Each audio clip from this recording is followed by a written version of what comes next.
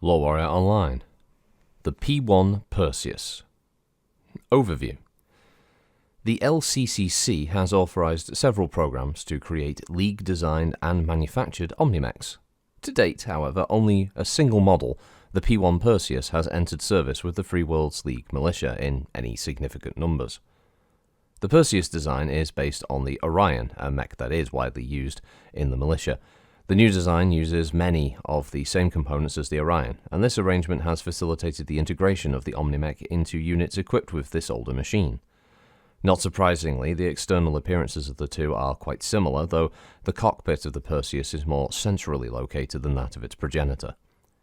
While the two mechs may look similar, however, the Perseus incorporates some distinctive design features, including a completely redesigned and reinforced endosteel skeleton that can support a diverse range of weapon systems.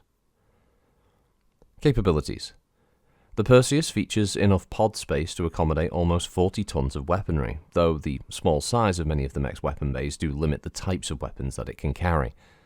Only the Perseus's arm mounts are large enough to support the Free World League's militia's largest weapons, such as Gauss rifles or Ultra AC-10s, and the hand and lower arm actuator assemblies must be removed before these weapons can be installed.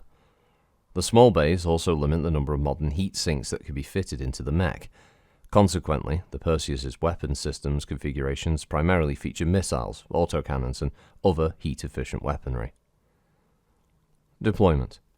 The Perseus has quickly become a mainstay of Marak frontline units, helped in part by a massive training program to boost the number of Omni-Mech qualified engineering staff.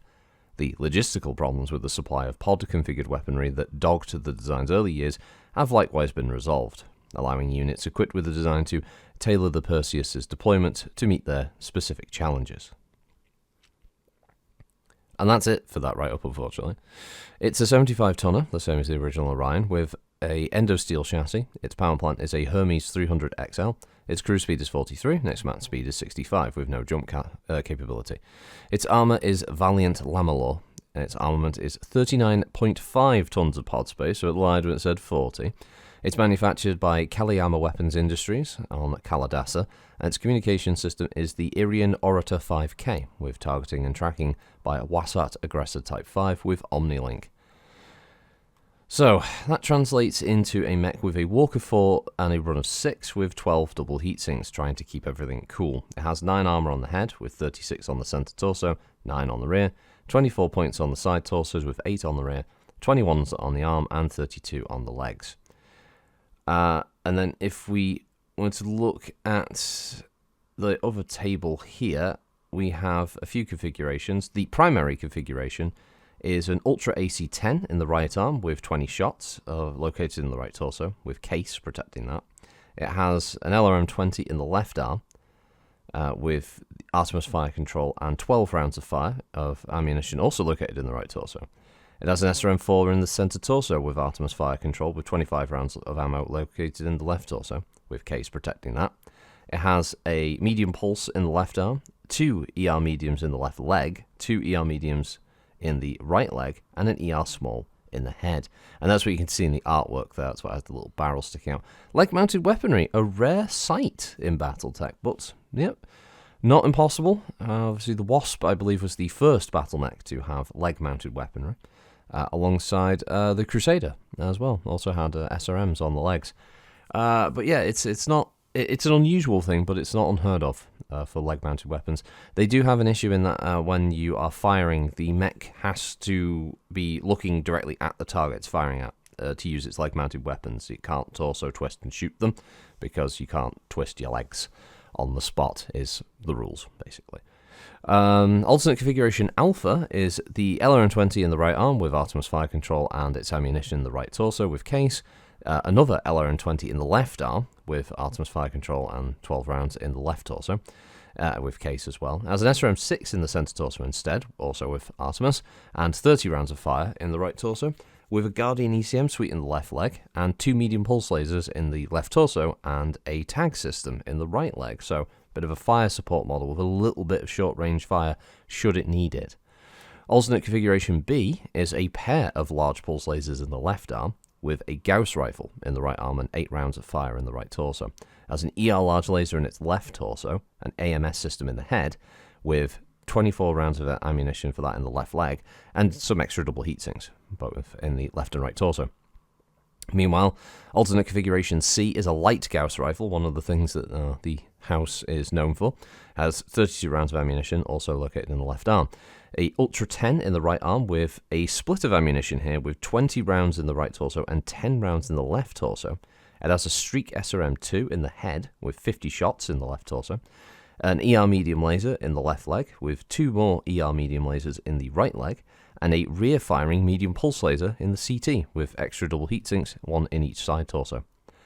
And finally, alternate configuration D with an LB-10 in the right arm with 20 shots in the right torso, an LRM-20 in the left arm with fire control and 18 rounds of fire in the left torso, an SRM-6 in the CT with fire Artemis and 30 rounds of ammunition located in the right torso, with a ER medium in the right arm, 2 ER mediums in the left torso, an ER small in the right torso, a Guardian ECM suite in its left leg, and a Beagle active probe in the right leg.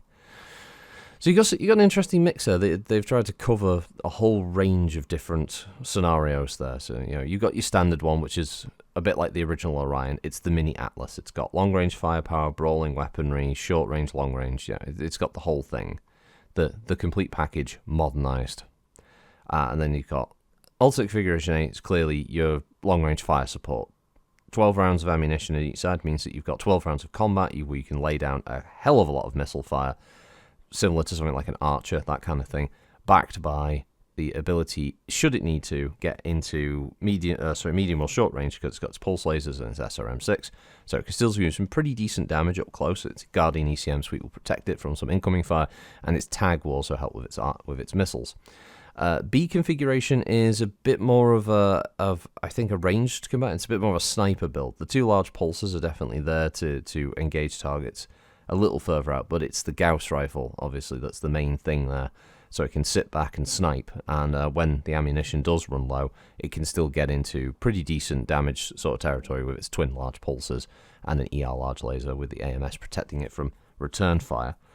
The C configuration is an interesting one because the light Gauss rifle is good range, but it doesn't do much damage, which means obviously I think that's supposed to be it peppers targets as it's moving in, because then the rest of its weapon set is an Ultra 10, a Streak launcher, and some ER medium lasers. So it's obviously, this is a brawler. This uses the light Gauss to kind of pick off targets at range or to do little bits of damage, and then it gets in close and just starts opening up.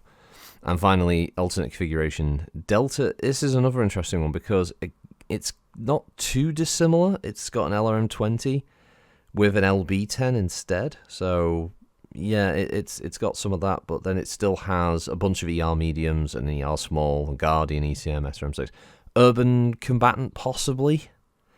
Maybe the C configuration is Urban Combatant and the Delta configuration is more of a brawler. I don't know. Probably interchangeable. I'm sure someone in the comments who's a lot smarter than me will know that one. Visually, I quite like the Perseus. I think it's a cool idea to have a classic design that as the base, and then sort of coming up with an Omni-Mech version of it that is sort of a side grade or a different approach.